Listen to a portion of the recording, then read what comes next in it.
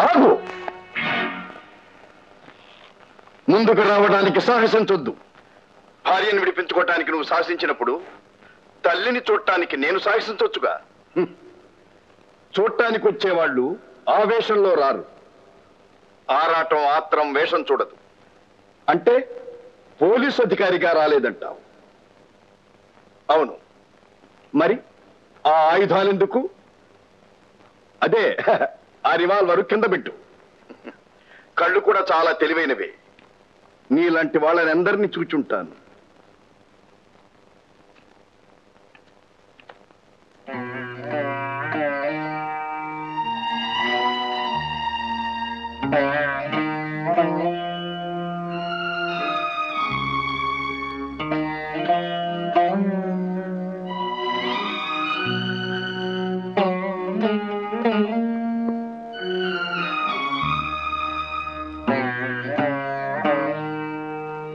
రా బాబు, మీ నాన్నగారు చెప్పేది విను.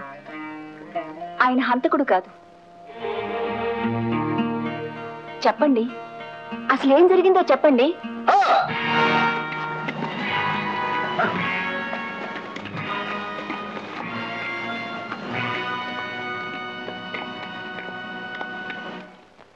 నువ్వు చాలా తెలివైన వాడివి. నీలాంటి వాళ్ళని అందరినీ చూచుంటాను. ఏమిటి బాబు ఇది? ఆయన్ని పట్టుకోవడానికి వచ్చావా? నువ్వు కూడా మోసాలు నేర్చుకున్నావా?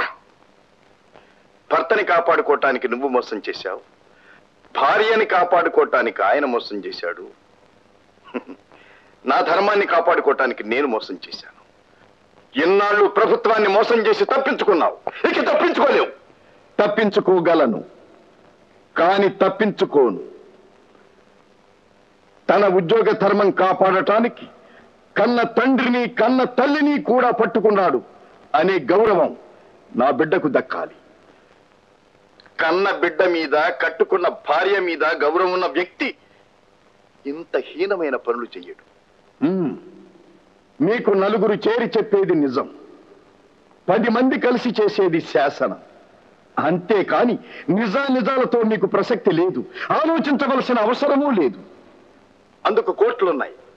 ఉన్నాయి, కానీ ఆ కోర్టులకు కావలసింది ప్రత్యక్షంగా చూచిన వాళ్ళు, అప్రత్యక్షంగా చూచిన వాళ్ళు చెప్పే ప్రత్యక్ష సాక్ష్యాలు, దానికి తగిన ఆధారాలు. ఆధారాలు లేకుండా నిజాలు ఎలా బయటపడతాయి? చాలా నిజాలకు ఆధారాలు ఉండవు ఇన్స్పెక్టర్.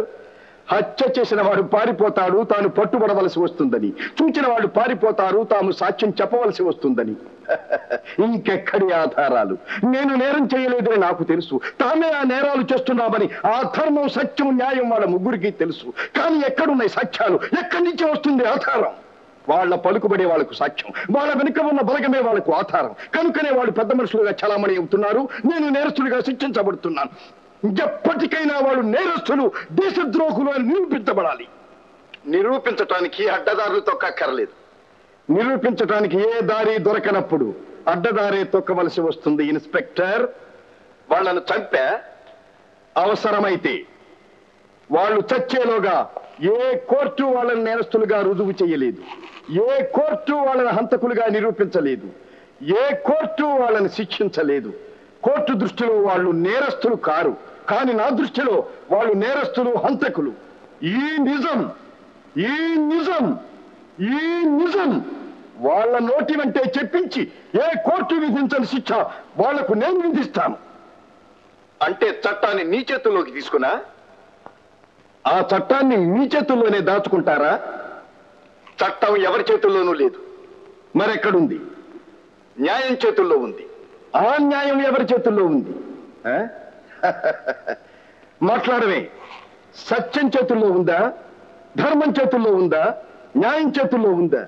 మీ న్యాయం ఎవరి చేతుల్లో ఉంది? న్యాయం ఎప్పుడు న్యాయం చేతుల్లోనే ఉంటుంది.